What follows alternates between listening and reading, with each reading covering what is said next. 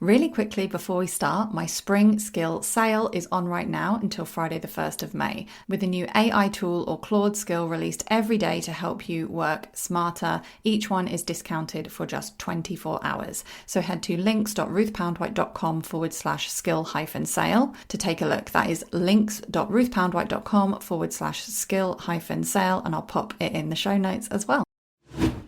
It is very easy to feel alone when something goes wrong in your business, but this stuff happens to all of us, and talking honestly about it is one of the most helpful things we can do, and that is what this conversation is all about.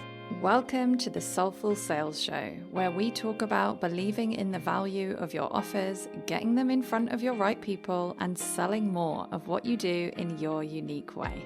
Hi, and welcome back to another episode of the Soulful Sales Show. I have an exciting Weird Hermits roundtable for you again. There's been a lot of these lately, but we're off of the AI now, and we are talking about the dark side of running an online business.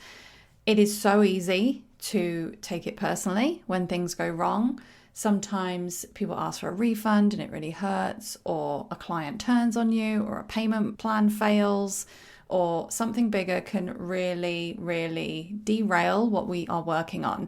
But this is part and parcel of being an online business owner, and talking honestly about all of this stuff is one of the most helpful things we can do. So in this Weird Hermits Mastermind Roundtable, we are talking about these less glamorous sides of running an online business. We get into the hardest client situations that we have personally navigated, our different refund policies and philosophies behind them, and why there is no one size fits all. We talk about how we handle failed payments and people who ghost their payment plans, the contracts and the terms and conditions that have saved us, and really importantly, the mindset shifts that help us to stay regulated and learn and also detach when things don't go right. This conversation was with my mastermind group, like I said, and we do have a free bundle of goodies. So find everyone's links in the show notes and head to that link for the free bundle. There are some really fun things in that bundle.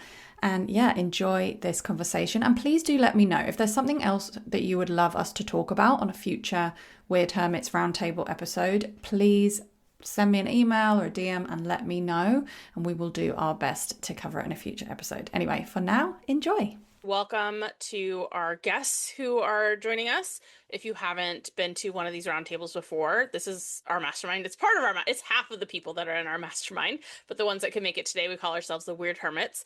And we just like to have these live roundtables to share different topics and our takes. I think it's always helpful to see how other people are running their businesses. So we're going to kick this off by having everyone introduce themselves. So Kate, if you want to go ahead and kick us off, that'd be great.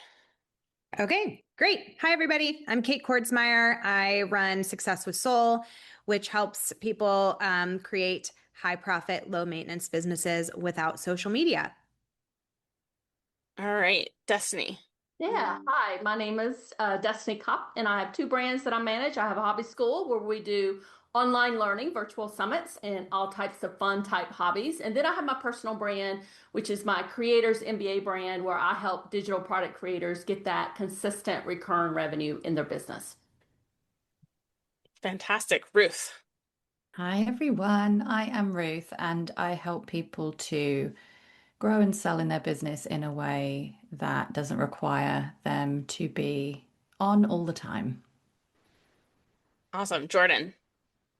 Hey y'all, I'm Jordan Gill, founder of System Save Me, and I frolic, but right now what I'm doing is I am helping people build micro tools using AI.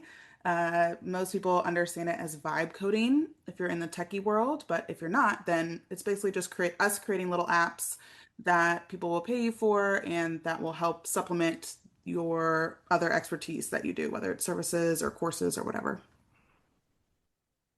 Fantastic. Faith. I'm Faith Mariah. You can find me at faithmariah.com. I run a mastermind for women that want to grow their business in community and start making consistent income. And we do 90-day planning and basic business strategy as well as mindset. Awesome. And I'm Liz Stapleton. I run Creator Ops Hub, where I help creators build systems that run their businesses so they can scale without chaos. And then over on my other brand, elizabethstapleton.com, I use my background as an attorney to teach on the legal side of running an online business. So today's topic for our panel is difficult clients, refunds, and really kind of the dark side of entrepreneurship, which definitely doesn't get talked about as much, even though we all, experience it. I don't know if, because I'm don't use Zoom anymore. Is anyone able to like turn off the sound when someone's coming in? I don't know if that's possible. It's very distracting. Um, but yeah, so while we try to figure that out, let me go ahead and bring up our first question that we're going to be starting with. And if you guys have questions for us, please drop them in the chat. I'll be keeping an eye out there for questions. I've come up with some. We've received some ahead of time, but if you have them, let us know in the chat. I'll be keeping an eye on it so that we can answer them as well. So first question is, what's the hardest client situation you've had to navigate? Anyone want to kick us off?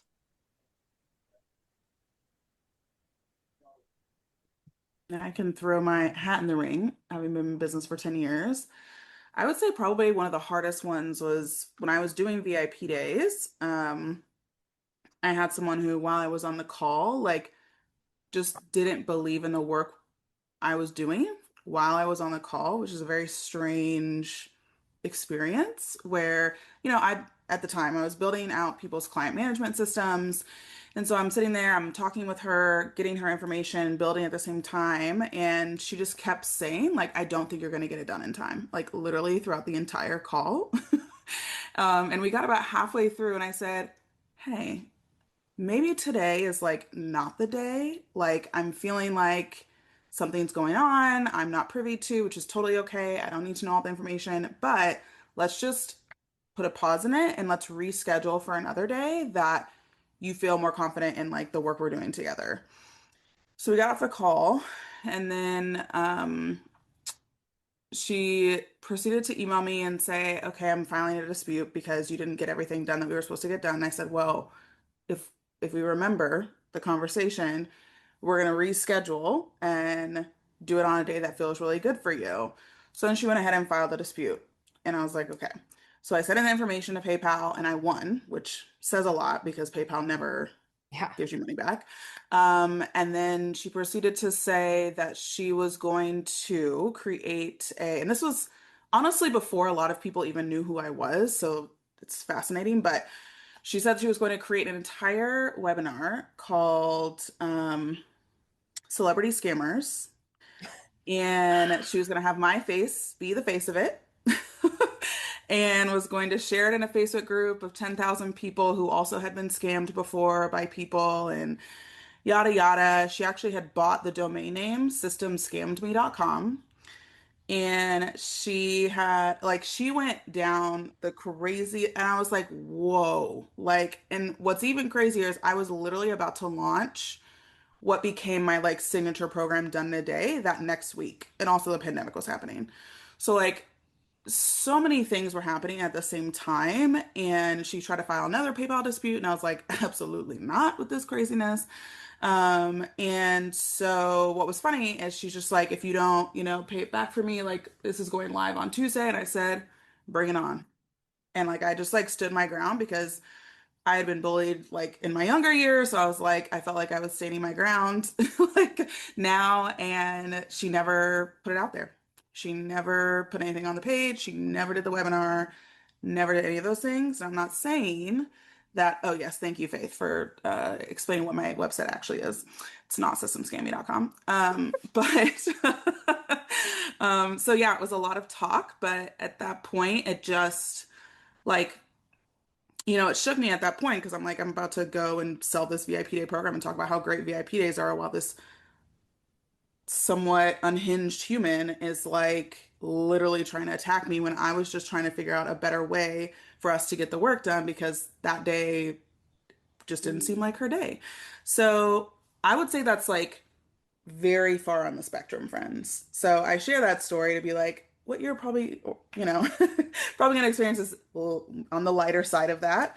But also know that I've continued to have a business 6 years after that, and who knows what she's doing with her life. But yeah, been through some interesting experiences. I would say that's definitely in the top, the top for Imagine me. if she put all that effort into the day she had with you to actually get work That's what done. I'm saying. Like, I was like, we have 3 more hours together. Like, you probably spent at least 3 hours buying the domain, putting these slides together with my face, and like, you're like kind of obsessing over me in like this weird way. So it was very odd. I was like, We could wrap this up. Like, we could make it positive, but apparently not. So, Gotcha. Does anyone else have a, worst or hardest situation you've been in that wants to share? Not like that. I feel like Jordan wins that. I take the Not a crown. competition. No. I will say, Liz, my agreement is what saved me in all the PayPal. Like, I worked with Yes. attorney, obviously, for my VIP day agreement, and that's genuinely what saved me. Like, she was helping me with, a lot of the Mhm. conversation and how to communicate well and stuff, but my agreement was 100% what saved me. And so I'm like, guys, Have contracts, have policies, make sure yeah, they have to agree to them before they can buy. yeah. So what you're saying is your next site is going to be called Contract Save Me. Yeah. We could Me collab and on that, Liz will tag Jordan. team. Uh-huh. Yeah. I was Jeez. going to say, Liz, when you asked this question, like Jordan just shared the perfect example. I was like, I can't think of anything. I have since thought of some stuff, but what was interesting to me as I was going through my thought process was I remember times when things were happening or a client accused me of something or said, I only care about money, when I upheld a boundary about being paid for the work. Or, when I've run a summit and they're saying you're deliberately trying to overwhelm neurodivergent people, that really hit me. But like things like that, sometimes at the time can feel very, very like so big to me as a sensitive person. And it's just funny to reflect on like when you're saying, oh, what's the worst things that happened? I'm like, oh, well, I don't even remember. And it's just that's the really interesting part of it, right? Sometimes in the moment, these things are so huge and so difficult, and we don't know how to deal with it or to take this, what feels like an attack on us or like our character or whatever. And then it's no big deal when you kind of look back and Hmm. we can laugh about it. Like Jordan, I'm sure that you were very stressed in that situation, but it is a great story now. Like Yeah. it's interesting and it's all part of the journey, isn't it? Yeah. Yeah. I mean, I think I told you about this, Ruth, where like last week I came across an article written about me of like review of Liz Stapleton and her membership. And it was like a 600-word article, and I didn't actually check it. This person specifically said it in the article because they had, I don't know when they wrote the article, probably right after it happened, but I looked back to figure out what this was from, and it was like over a year ago. I just happened to stumble upon this article now where they were in the membership. They had a renewal, which by the way, I have things turned on so like a week before the renewal goes through, they get notified. Like I'm not trying to pull one over on anybody, but in my terms, my refund is 7 days from the initial purchase. It does not apply to renewals. And they wanted a refund. And I said, no. And they're like, well, I'm just gonna like file a dispute. And I was like, you're welcome to, but you've already acknowledged in these emails that those were the terms, you agreed to the terms, like, whatever. But so the whole article was like clearly I could tell she was trying to like smear me, basically, of like it laid out. She was like, look, these were the terms, and I did agree to them, but just know she does not make any exceptions. She's like super, doesn't care and whatever. She And held her initially, boundaries. yeah, initially I was a little bit upset because obviously I could tell the intent was to make me sound bad. And the more I thought about that, because it sat in my mind for a bit, I was like, that's actually an amazing article. Put the world on notice that I set boundaries with my terms and I stick to them. Like, but it was the initial like emotion of it was not great, you know. So yeah. Does anyone else want to share a difficult situation, or do we want to move on? Kate's got one. Yeah, I have a long list of them that I could share. But what I'll say is I can echo everything that's been said too. I have had plenty of refund requests. I have had plenty of people threaten me either to file a dispute, which I've won every single dispute except one. And it was an actual scammer that's like got into my site, scraped the entire my entire course in like 1 hour, and then filed these disputes. They actually went through on 3 months of payment plans, and I lost that one. I was like, this was the one that was like actual fraud. But I have always won all of my disputes because of my terms and conditions, and everything is very explicitly laid out. But I agree. Like I've had people who filed disputes for things that were clearly delivered exactly as they wanted. I've had people who file a dispute without ever even reaching out to us to say, hey, I'd like a refund, or I'm not happy with this, or I can't find this. They just file a dispute as if it's nothing. And it's like, this is such an impact on small businesses. Like I personally would rarely file a dispute, especially not before reaching out and actually just trying to work with another human, because most people are human. I mean, all people are human, obviously, but most people can be human about this. But the one thing I was going to share that's kind of different is I actually had an employee situation back in, I think it was 2021. And it's funny because it's just like kind of what Jordan is saying. Like, you guys, I don't know. I was so anxious about what happened. And basically, out of the blue, she quit to my ops manager instead of quitting to me. She lives across the street from me still today. Um, and she threatened to burn my business to the ground. Literally, those were her exact words. She called me horrible names. She said she was going to expose me for the fraud that I am, which was based on literally like nothing. I wasn't actually afraid of anything she could expose because like I really felt like you don't have anything on me. I don't know what you're talking about. But it was the hardest thing I've ever gone through in my business, I think, because this woman was a friend. She was a neighbor. She still is a neighbor. You know, she came to my daughter's birthday party. Like we worked together for almost 2 years and we had a real relationship, and something snapped in her. And I'm not saying I'm totally blameless in this situation, but the way that it was handled was so stressful. And I mean, I definitely remember thinking at that time, like, I'm not cut out for this. I should just close my business. I definitely should never have another employee or even a contractor. Like, I'm the worst. And yeah, now 5 years later, I can almost look back on it and laugh. It's still a little like, oh, that hurts so much because it was like such a relationship. But I think the moral of this story is going to be like, of this roundtable is going to be that people are unwell and we have no idea what's going on in people's lives. I did come to find out later that like she was going through a divorce and her mom was in the hospital and there was like a lot of personal stuff that I didn't know about. I think oftentimes these things say a lot more about that person than they do about you. So I hope like if anybody has experienced anything like what we're sharing here, that you'll know like at the end of the day, sometimes you just have to let people be wrong about you and say like, I know the truth. And I feel like as long as I can stand in integrity with how I behaved, and even if I made a mistake, how I handled the mistake or how I handled the situation, like sometimes that's just all you can do. Yeah, no, I like that. Does anyone else want to add anything before we move on? No? Okay. So I'm just curious, and I don't know if I gave you guys this question or not, and I apologize if I didn't. I thought I did. Have you noticed or have you come to see like a pattern of like earliest signs that people might be difficult to deal with later? Is anything that like kind of jumps out? Yes. Love bombing. Like, I feel like it's very similar in relationships. Sometimes when somebody comes in real hot and is like, I can't believe I found you. You're going to save me. And they like just have like and it feels really good at first. You're like, oh my gosh, this person loves me. A lot of times those people have gone on to be a little cray. I like that. Anyone else have one they've noticed? No? All right.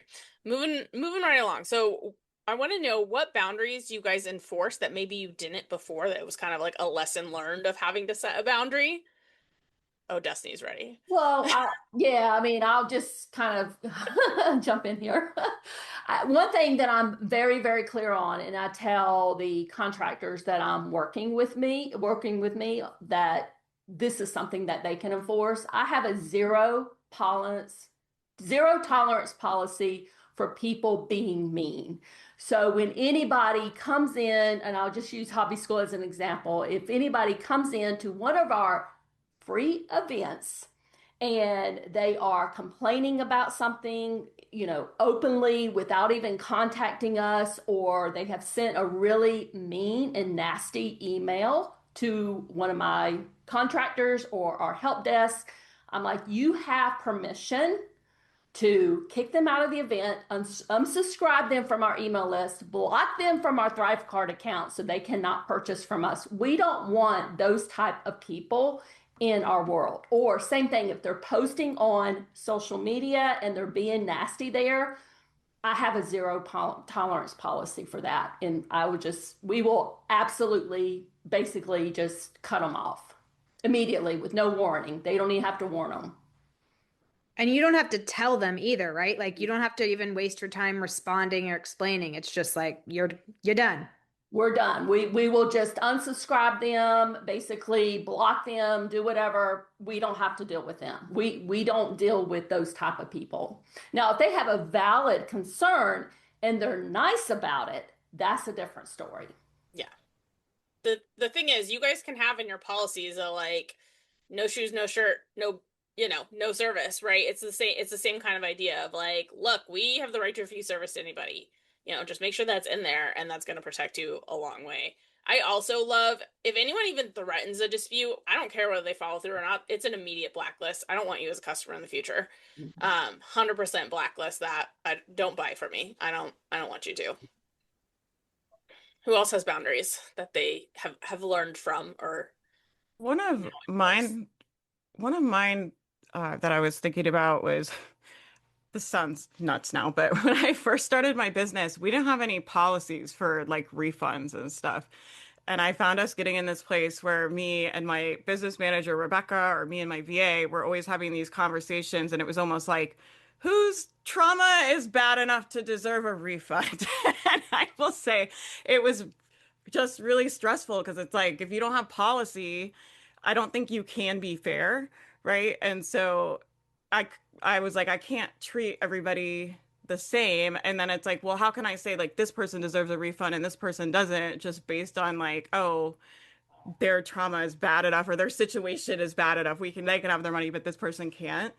And so I guess for me, the boundaries are really been like terms and policies that are just the same pretty much for everyone, and we just follow the policy. I think that just takes the emotional kind of component out of dealing with this stuff away, and it also allows my team to handle that stuff a lot without me. I usually only have to get involved if it's like if something's really, I'm like, if somebody's really unhappy or something's really broken or like something's really wrong, then I have to step in. But most of the time the team is able to handle it because we have the policies. They just follow the policy. I think that's so true. Like, something I heard someone talk about a few years ago is like, it's actually kinder to uphold your policies because otherwise it's exactly what you said. You're judging people on case by case, depending on how good they are. And some people will give you all of the reasons, and some people are genuinely struggling but won't. And, it's really how good they are at making you think that they need it. I don't know, like, and being kind to everyone, including yourself in your own business, is just having a policy and sticking to your policy and your boundaries across the board. I think so many of us, like heart-led business owners, like we care and we don't want to screw people over and stuff, but actually it doesn't work that way. And to be kind to everyone across the board actually is having policies. Yeah, because just like, $100 can make a difference for the customer, like getting it back. Well, I have these terms in place, so I knew that $100 was mine at this point. Like it makes a difference for small business owners too, right? It's both sides. So no, I think that's a great point. Anyone else? No? All right. So we'll move it right along. But let's go ahead and actually dig in. What are your kind of refund, policies or philosophies, and has it changed over time? And I mean, I think we've all kind of talked about having a policy is important, and doesn't mean you can't find other ways to be generous if people ask for a refund and it doesn't meet your terms. I think in the past what I've done is like, hey, I can't give you a refund, these are our terms, but if this is truly not a product you're going to use, I'd be happy to like cancel that and give you credit towards something else, right? Like, just to kind of provide a solution, but it's not violating my policies. It's still upholding those. What are some other kind of, refund policies or philosophies that you guys have learned and used? Wait, oh, go ahead, Oh, Kate. Sorry. okay. I was going to say, I have tried lots of different refund policies over the last decade plus of doing this. And I feel like I'm in a place now where I found what feels good for me. But I think there's no like one right answer. It really does need to be like business owner to business owner. But I used to do like refund within a certain period of time. Usually it was like 2 weeks, but you had to like prove that you tried it. And so this was kind of like, I think I got this idea from Amy Porterfield way back in the day. And I liked that it was like, right, you can't, like, it was supposed to get the tire kickers out, right? Like people who were just going to come in and like never do anything and then go, oh, I want a refund. It didn't work. And it's like, well, you didn't even try. You didn't do it.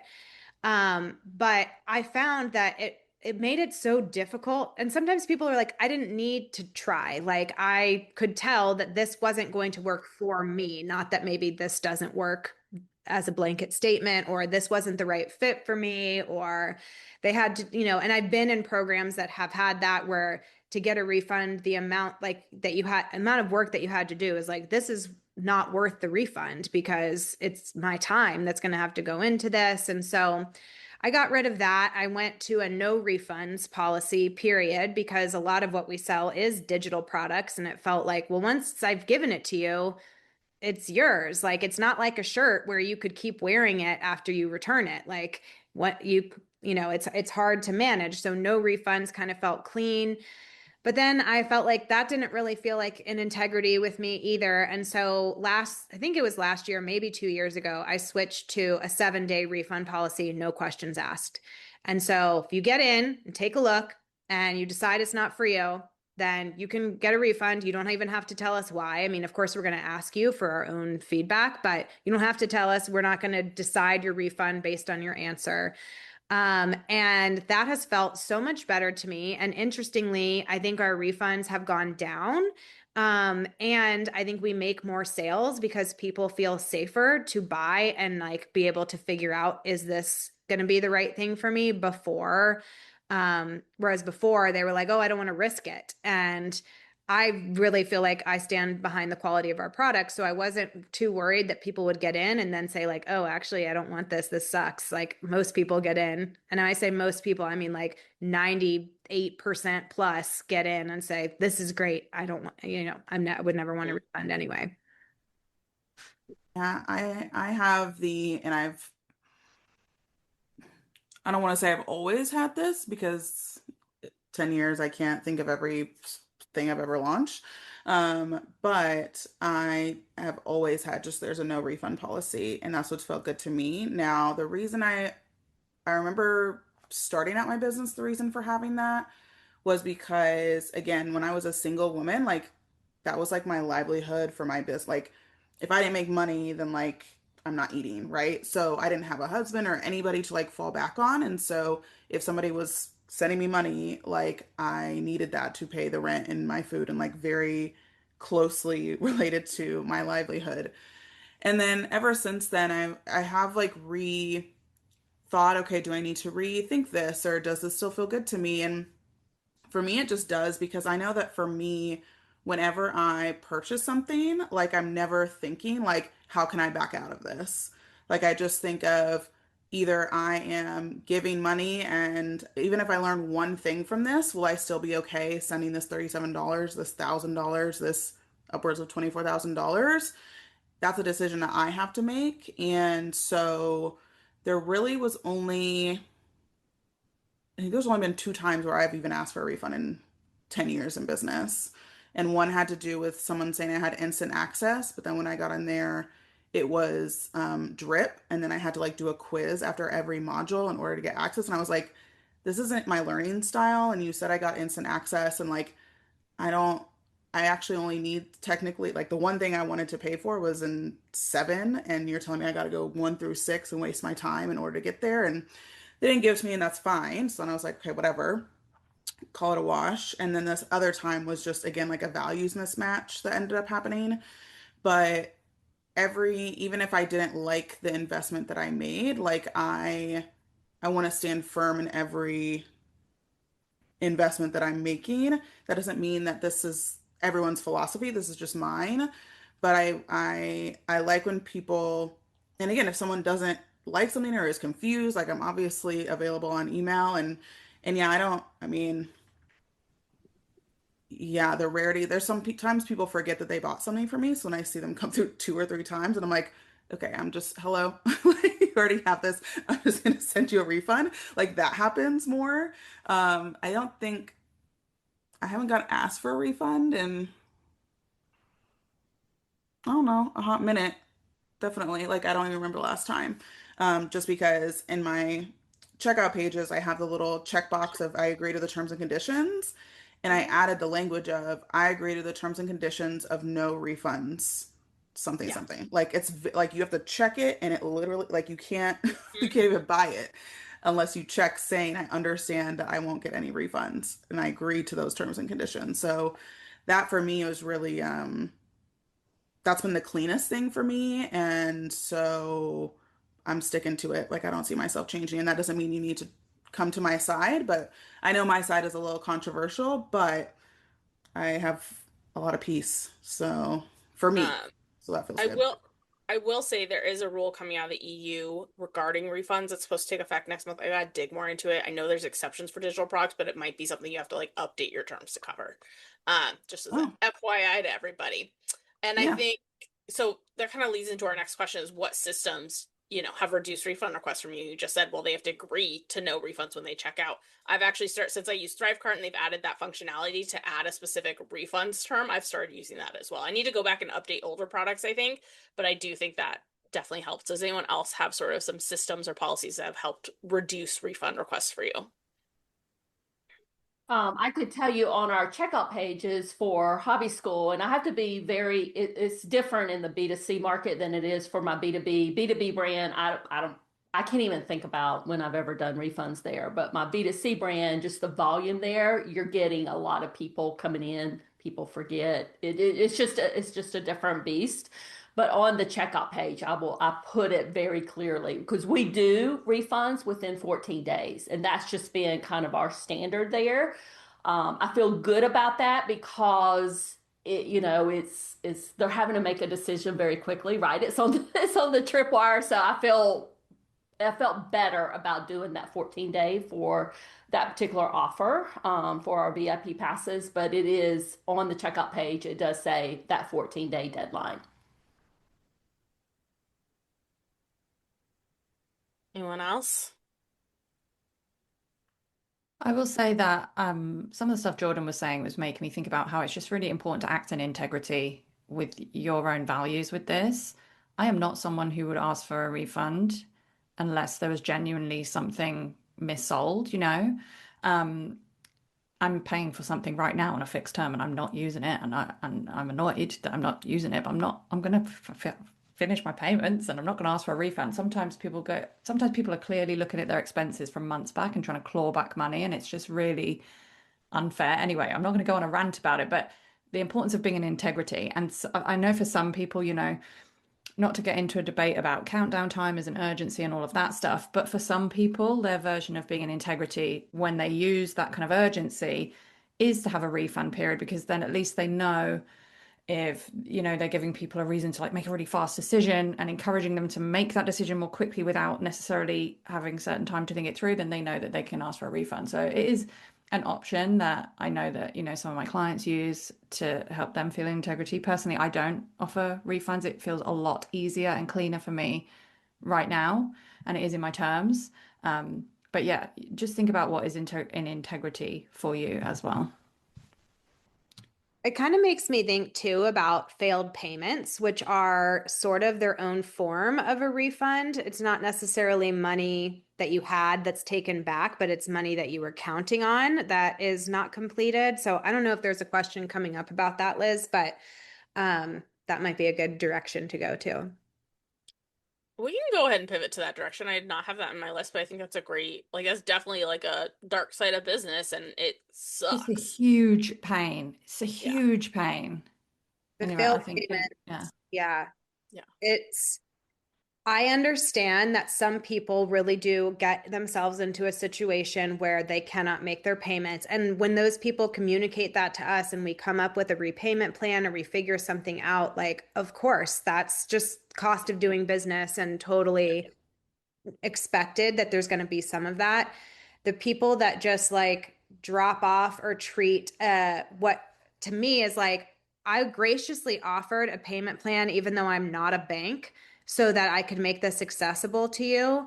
And now you're treating me not only like a bank, but like garbage and just like that you don't have to, fulfill the obligations. And we have lots of terms everywhere on our site, especially for anything that's like, it's not a subscription. And we say that very clearly of this is not a membership. This is not a subscription. You are legally obligated to complete all 6 or 12 or whatever the payments are, right? And people just ghost you. We have some people that fail every month, but then they like fix it eventually and then they'll fail again. And it's like just this whole thing. But I do think it is like the dark side of business. And some people in our mastermind have decided not to offer payment plans for that reason. And I get tempted to sometimes when I look at how much money we have. I hesitate to even use the word lost, but for lack of a better term, lost because of that. And when I look at the data, I can also see that we made a lot more sales than we would have made without the payment plan. And that because of the policies and the procedures we have in place, if somebody fails their payment, they are immediately removed access from the program.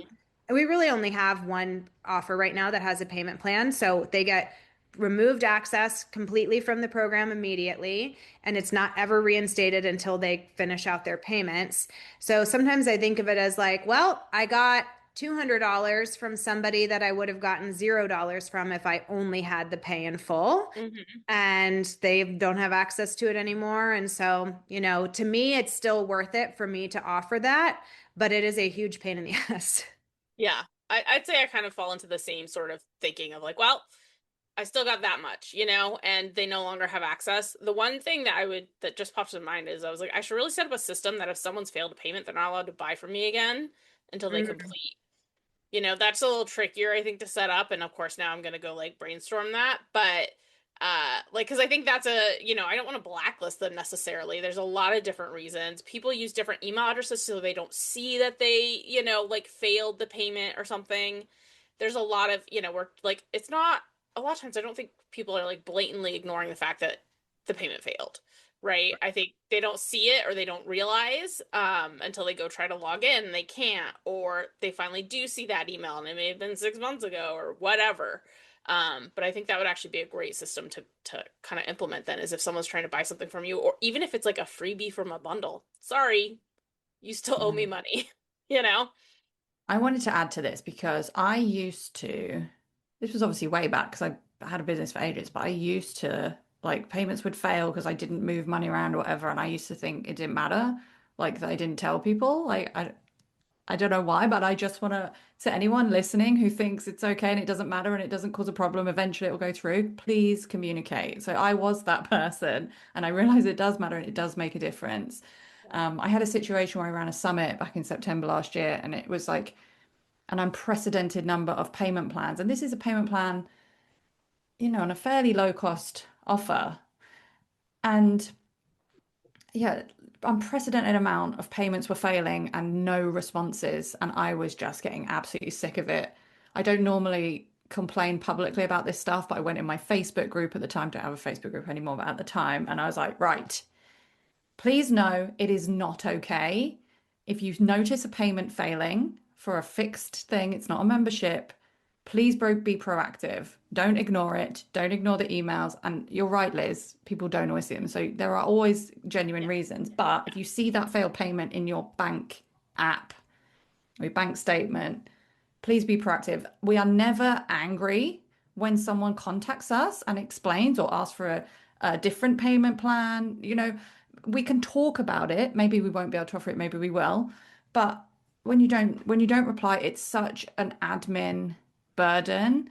And, this is probably down a whole other rabbit hole, but there are reasons why we charge a bit extra for payment plans as well. And it's all of this stuff. So please, if you are like I used to be, don't be like that. Just communicate, really, and we'll work together. So I'll stop ranting about that now. Well, I would also like to share, I know that again, all of us have our different attorneys, but I remember when I was running my like big group program, had like three different attorneys, which was a nightmare, but helpful. And one of my attorneys has like basically a blacklist. And so she is an attorney for a lot of people across the industry. So then when something came up, so if a student was trying to do something, pull one over, I'd be like, hey, can you check this name and email on your blacklist? And if they aren't on there, then she actually adds them and adds a little note about what's going on. And so, again, there are people who go and bop and do this across a bunch of people. And because she has so many clients in the space, she's able to cross check and also have evidence of patterns if someone tries to come at people crazy. Because she's like, nah, I already have three other clients that you've done this for and evidence of such. So also, if you're like, oh, I can get away with this and whatever, not that everybody has the same attorneys, but I thought that was very helpful and was a big selling point for me of going with her because I was just like, I don't do well with unwell. Okay. Like, And I just just really like don't. people talk. So, like, we have a Yeah, mastermind. You better believe that we name names sometimes when we go, oh my God, I just got screwed by this person. And people will say, who is it? And we've all gone and then blocklisted those people from our list, deleted them. Like, I want nothing to do with this person. So, I'm sure everybody here is lovely and would never do anything like totally. this, but tell your friends. Right. Save your friends. Yeah. But Yeah. do not post it publicly because you could get in trouble No, with data privacy laws. That part. correct. Just in Just your little groups, you can chat about yeah, just it. like In secret. don't We be can gossip. yeah. Sorry, you know I've me. I had a pretty big like mindset shift around some of this stuff. It used to be a really big energy leak for me, and I've always offered payment plans. We offer interest-free payment plans. I have a 2 week, like no questions asked refund policy. And so I always feel like we're being really generous. And so when people I felt like we're not being generous back and making us like chase them down and being non-responsive, I would in the beginning of my business, it felt really personal to me. Like it was like, this is my work. How could you how could you do this? And now I'm like laughing because I'm just so detached from it.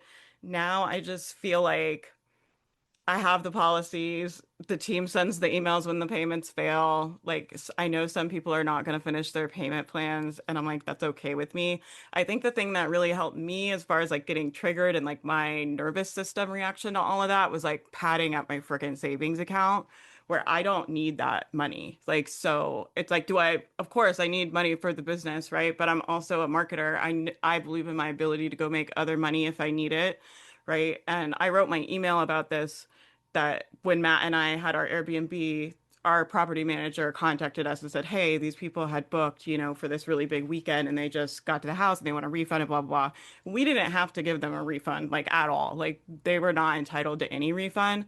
And I just told Matt, like, give them their money back. I'm like, it's just not worth dealing with. And him and the property manager kind of like, what? And I'm like, they're going to be in our home. Like, they're going to be around our neighbors. Like, it's just not worth it. They could leave bad reviews, they could slander. I'm like, just give them their money back and like send them on. And I think that's been a big, I don't know, just sometimes it's just not worth dealing with to me. And I'm like, I'll just go get the money somewhere else. And like, I just cut ties with people energetically. And sometimes giving the refunds too has been a way of like closing things out for me that actually feels good, right? So it doesn't always have to feel like your boundaries are being pushed over or anything like that. It can feel like, yeah, this is a relationship that needs to end.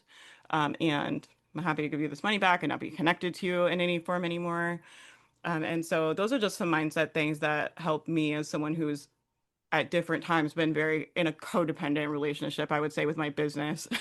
Like, and have been able to just kind of feel, I really don't feel dysregulated by it at all anymore. It's like some people are going to buy and pay the whole thing, and some people are going to buy and not pay the whole thing.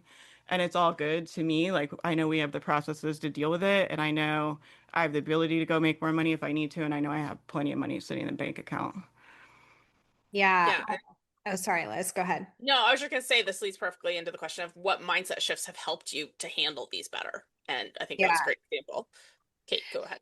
Yeah. Oh, well, I'll just second what Faith just said. And I had another difficult kind of experience in business that wasn't about a refund, but some of you might know I sold a business in 2021, and the buyer of that business had access to a lot of my accounts, of course, as we were doing things. Anyway, to make a long story short, she ended up stealing over $25,000 from me over the last couple of years, even as recently as 2025. And some of it was, anyway, I don't even need to get into all of it, but it was horrible. And I, contacted her. I talked to the mastermind about it a ton. I spoke to 3 different lawyers trying to figure out what my options were. And ultimately, I kind of came to the same decision because of the mindset that Faith did, which was this is not worth my time and energy. I can go make $25,000 faster and easier than I can chase this money down and claw it back and go after this woman who I think is a horrible human being, but also is a human being. And I don't know why she's doing this or what's going on with her, but she's a mom. And I don't know. I just like changed my mindset a bit to just be like, what am I like? What if she doesn't have the money? Like, and I'm trying, and what I'm going to take like from her kids, you know, food, like to pay me this money. Like, no, I'm just gonna, I'm at a certain point, the energetic leak and how negative and scarce it made my mindset was just like, this is not worth it. I got to just walk away. And yes, the like justice warrior part of me was like, this is so unfair. I can't believe I would do that. Just let this happen. But ultimately, it was totally the right call. And I more than made that money back. I think you handled it amazingly, Kate. And my question to you is because that's a lot of money. Like it's not just like one refund request. That's like a huge thing. And it's that sense of justice as well, right? I'm guessing you had to process that like anger or shame. I think shame as well, all of those feelings. You had to feel those feelings. Not that you should have been ashamed, but I know that you had feelings around like, how could this happen? You got to process and feel those feelings, right? Yeah, definitely. And it wasn't like a one time thing where she like quickly stole 25 grand. There was multiple scenarios and ways that she did this. So that was kind of like the lump sum at the end of it. But yeah, when I one of the situations was somewhat like, I mean, it was a mistake on my part. My Kartra account was still linked to my old PayPal and I didn't realize it. And so all of my sales that were going through PayPal were getting deposited into her account. And she knew it. She knew, oh, I have $8,000 this week that I didn't have before and I don't even sell this thing and whatever.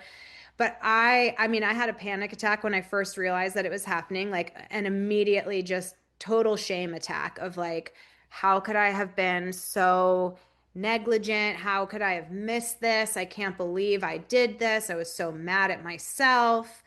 Um, yeah, and it took, yes, lots of, I mean, there was definitely like therapy that was needed. There was a lot of talking with y'all. I mean, I went to lunch with Destiny and we really like talked about a lot of the, okay, what are the practical things that you could do here and how realistic are these and what's, what are the outcomes and like weighed the options and um, yeah, it was definitely a lot to process. And I appreciate you saying I handled it well because this really didn't feel like I was handling it well.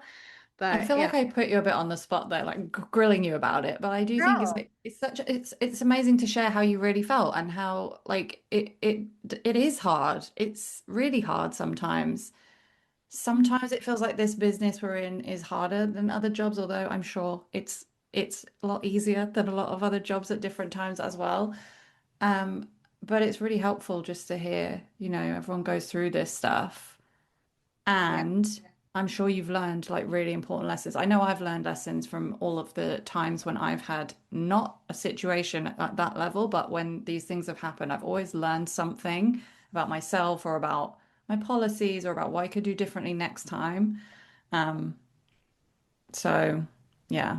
But just thanks for being open. And I hope it's helpful for everyone here listening as well. And to know Yeah. that we blame ourselves sometimes when we really shouldn't, but let's not blame ourselves for blaming ourselves. Like it's a human Yeah. response. Yeah. So sometimes the best you can do is figure out how to prevent it from ever happening again. Update your policies if need be, which I've definitely done that where it's like, I'm gonna make this crystal clear because apparently it wasn't before. Let me update. And then kind of move on as much as it sucks. But sometimes that's the best solution because especially as business owners, like I'm a solopreneur. I don't have any VAs. I don't want any VAs. I know some of you do, but like you already have so much on your plate. It doesn't matter. Like there's already so much to do. To have to carry that as well is just sucks. I mean, sometimes you have to kind of stand your ground, right, Kate? We talked about that, but sometimes it's the best thing is just make sure it doesn't Yeah. happen again and move on. Well, I want to say one quick thing, and then I feel like we have to turn this over to Destiny for what would Destiny do mindset, because she's our resident bulldog. But I'll just say about the like beating yourself up, because I do think, and this can happen, like you get a refund request and maybe it's even legit. Maybe you're like, dang, that wasn't as good as it could have been, or like, ooh, I wasn't clear about that, or I missed this, or whatever it is. Like we all make mistakes. And I think that yeah, at first I really beat myself up and I was so like ashamed that I had missed it. And then ultimately I was like, of course you're going to miss some things. Like some balls are going to be dropped. Like you're one person and you're managing a whole life and a whole business. And like once I just kind of put it in perspective of just like, of course stuff like this is going to happen. It's shitty. And I wish that this person wouldn't have taken advantage of my honest human mistake, but here we are. And so we've referenced this a couple times, but we do have, and the stickers, what would Destiny do? And Destiny has beautiful boundaries. And I think why we all love it so much is because Destiny is also one of the kindest, most generous people that we know. And so it's not like we're saying, oh, like stick the asshole on them, because Destiny has this wonderful way of holding the boundaries and being kind. And so I feel like you need to share some of your mindset, Destiny. I don't know if I'm perfect here for sure, but I think I'll just talk about a situation that happened to me this week because it's just fresh in my mind. And then I'll talk about the mindset that I really had to go to because I was getting very, very angry from this. But it was basically, I was going into my Facebook business manager for my ads, and we were running ads for our event that we had this week, which was an eco creative summit for hobby school. And people are crazy. I don't even know how to say that. People are crazy. So I was reading some of these comments on this ads, and it was things like one of the images was basically talking about how you can take things around your house and do crafts with them. And there were some pictures of like the tubes, like for paper towels or the tubes from like toilet paper in there. And there was like comments on there, you can't use that. There's fecal matter on that and just stuff like that. It was just, or why are you using AI generated images on your ads for and claim to be, eco-friendly? And I'm thinking to myself, oh my gosh, I'm gonna freaking lose it. And then people were saying stuff like, and this was related to when they sign up for the event on the next page, there's a tripwire offer, and they were basically calling it pressure sales, why are you doing the pressure sales on me? You said this was a free event. And I went and actually looked at who was saying that in the comments, and it was other freaking businesses. And I'm thinking to myself, okay, I got to figure out how to respond to this. So I had to like calm myself down, change my mindset. And some of them I responded to, some of them I didn't. And sometimes I just said, okay, it is a free event.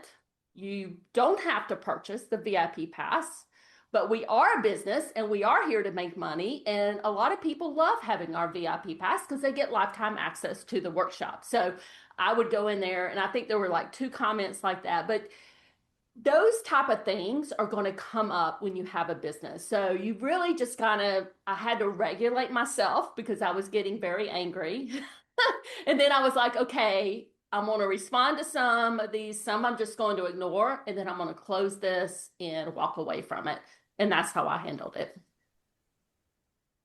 I also, knowing you, Destiny, like you are doing so much in your life and your business. you do not have time for it, right? I mean, none of us have time for it, but No. like you don't have time to mess around. And it is, like Faith said earlier, such an energy drain that even if we are doing other things, when it's there in the back of your head and you're stewing over it, it just gets in the way of so much.